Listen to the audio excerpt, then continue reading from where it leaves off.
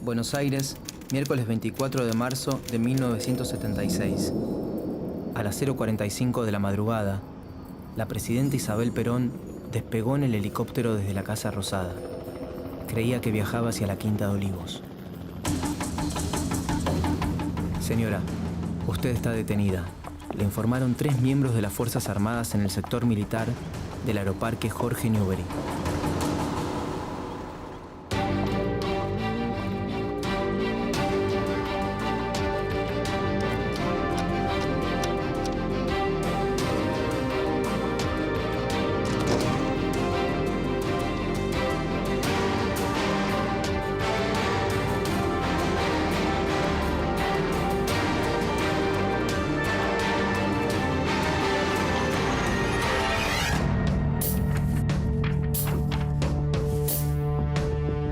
El 24 de marzo de 1976, las Fuerzas Armadas argentinas derrocaron el gobierno constitucional de María Estela Martínez de Perón.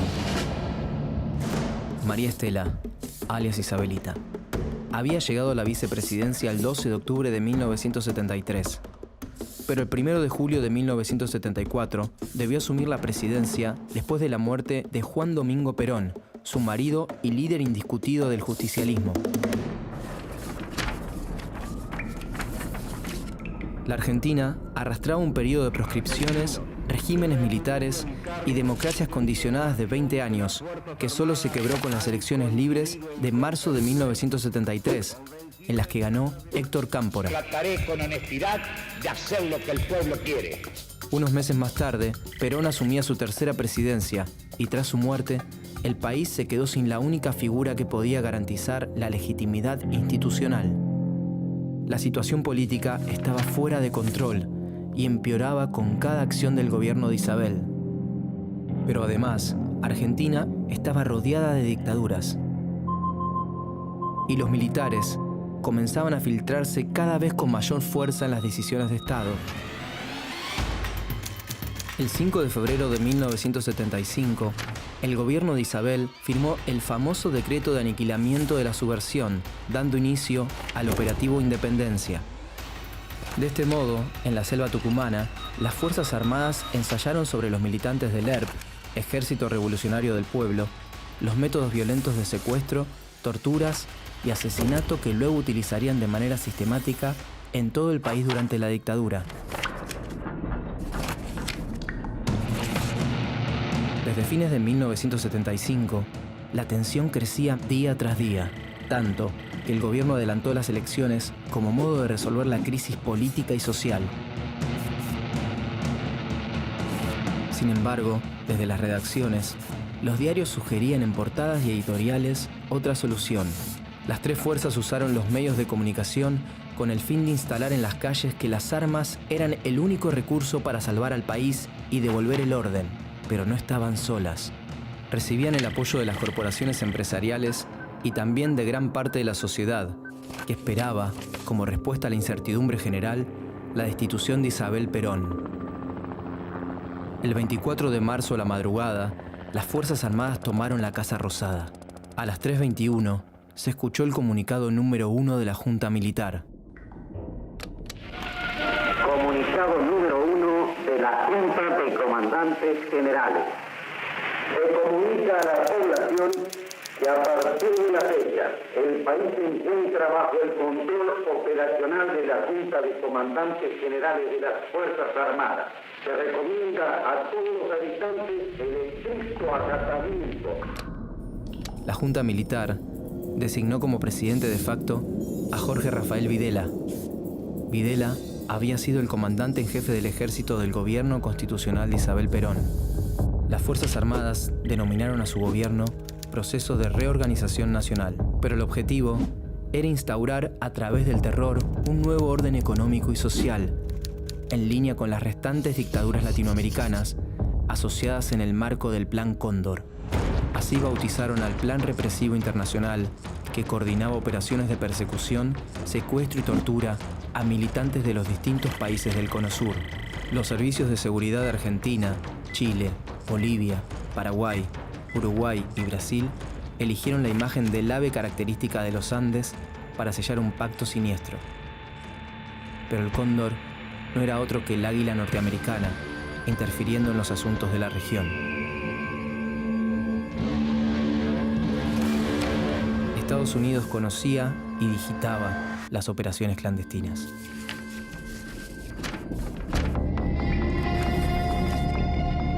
La dictadura llevó adelante una reforma del Estado que destruyó su capacidad de intervención y sus políticas distributivas, reemplazándolas por el mercado. José Alfredo Martínez de Hoz ocupó el Ministerio de Economía durante el gobierno de Jorge Rafael Videla. El ministro mantenía relaciones estrechas con el poder económico nacional e internacional. Se eliminaron los controles sobre la actividad financiera, favoreciendo la especulación, y se abrieron los canales para la importación bajo la excusa de hacer más competitiva la industria local. Quienes no pudieron competir con los productos internacionales debieron cerrar sus empresas, situación que provocó un aumento del desempleo. Las medidas económicas multiplicaron por 5 la deuda externa, que subió de $8.000 millones en 1976 a más de $45.000 millones en 1983. La dictadura usó la fuerza y el terror para implantar un modelo económico liberal. Todo aquel que cuestionaba o se oponía a las políticas del régimen estaba en peligro de muerte. Los llamados grupos de tareas, formados por militares, policías o paramilitares, irrumpían y destruían domicilios particulares con total impunidad. Luego detenían y secuestraban, o muchas veces fraguaban enfrentamientos para justificar el asesinato de las víctimas. Desde el exterior, los exiliados denunciaban las violaciones a los derechos humanos que se vivían en el país. Pero ninguna dictadura se sostiene sin la complicidad de sectores civiles.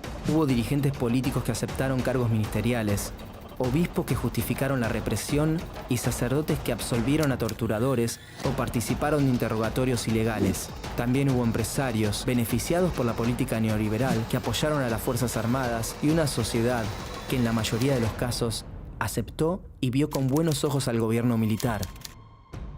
Los medios de comunicación se convirtieron en piezas funcionales a la dictadura, en especial cuando en 1978 se organizó el Mundial de Fútbol para mostrar un país sin conflictos y en paz. Los argentinos somos derechos y humanos, decían las propagandas.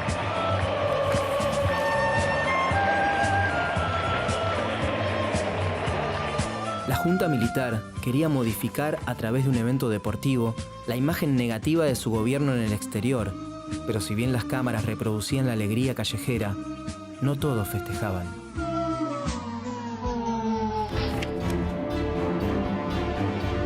A través del terrorismo de Estado, las Fuerzas Armadas implementaron una política de terror sistemático que funcionó de forma totalmente ilegal y en contra de la población. Todos estaban comprometidos, desde los altos mandos hasta los rangos más bajos. De manera clandestina, utilizaban una red de centros de detención en todo el país, donde miembros de las 3 fuerzas torturaban, obligaban a dar a luz a las mujeres secuestradas, les robaban sus hijos y los asesinaban. El régimen buscaba quebrar a los detenidos para que dieran información sobre sus compañeros de militancia. En la Argentina, funcionaron más de 500 centros clandestinos de detención, tortura y exterminio. El objetivo de su existencia no solo era violentar a los secuestrados, sino también que el terror llegara al resto de la sociedad, para silenciarla, romper los lazos e impedir cualquier tipo de organización o resistencia. A fines de 1979, unos meses después de la visita de la Comisión Interamericana de Derechos Humanos a la Argentina, Videla respondió en una rueda de prensa cuál era la situación de los detenidos sin proceso. Pero mientras sea desaparecido, no puede tener ningún tratamiento especial. Es una incógnita, es un desaparecido. No tiene entidad, no está. Ni muerto ni vivo, está desaparecido. Videla decía que no podía hacer nada, al mismo tiempo que asumía la existencia de personas desaparecidas.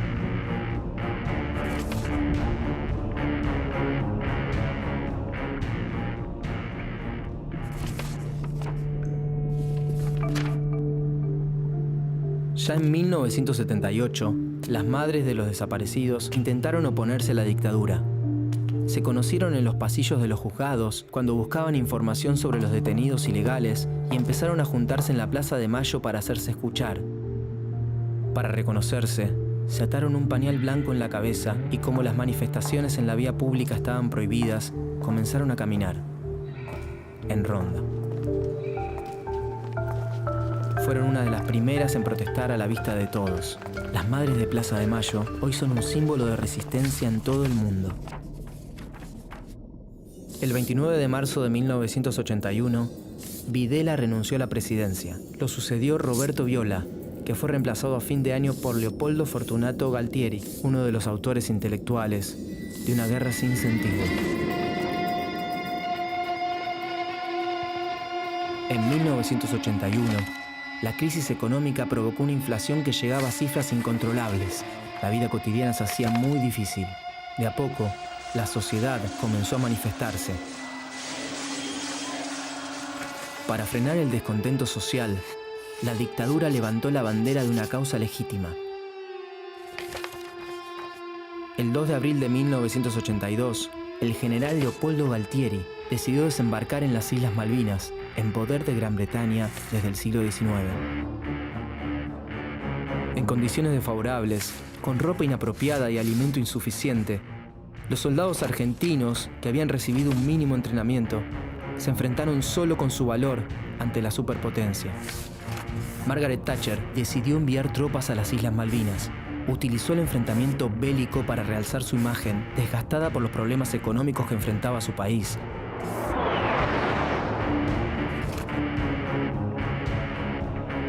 La sociedad recibió una imagen ficticia del conflicto. Cada información que se publicaba pasaba antes por el control de la censura. Si bien existieron matices, la mayoría de los argentinos se expresó a favor de la recuperación de las islas, pero fundamentalmente apoyaron a los más de 10.000 soldados de 18 años que las Fuerzas Armadas enviaron a las islas.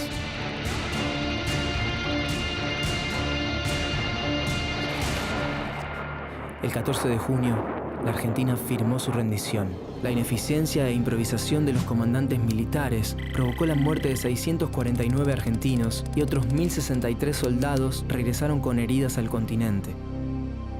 La derrota en las islas aceleró la caída de la dictadura y permitió que salieran a la luz las violaciones a los derechos humanos que se cometieron durante el terrorismo de Estado.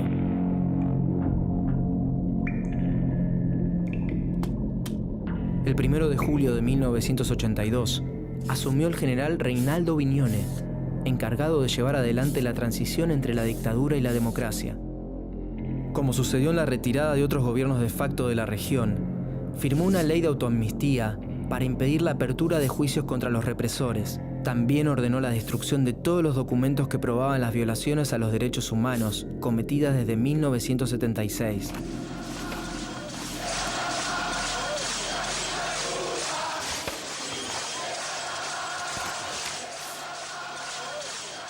El 30 de octubre de 1983, el radical Raúl Alfonsín, junto a su vice, Víctor Martínez, se impuso sobre la fórmula justicialista compuesta por Ítalo Luder y Deolindo Vittel.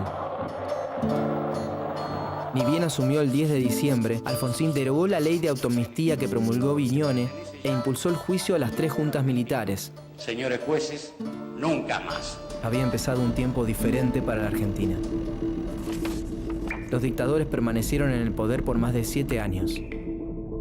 Desde el terrorismo de Estado asesinaron, robaron identidades, destruyeron organizaciones y rompieron los lazos sociales con un fin específico: imponer por la fuerza un modelo económico de país que siempre perdía en las urnas. 1976-1983, Argentina, sus años más difíciles.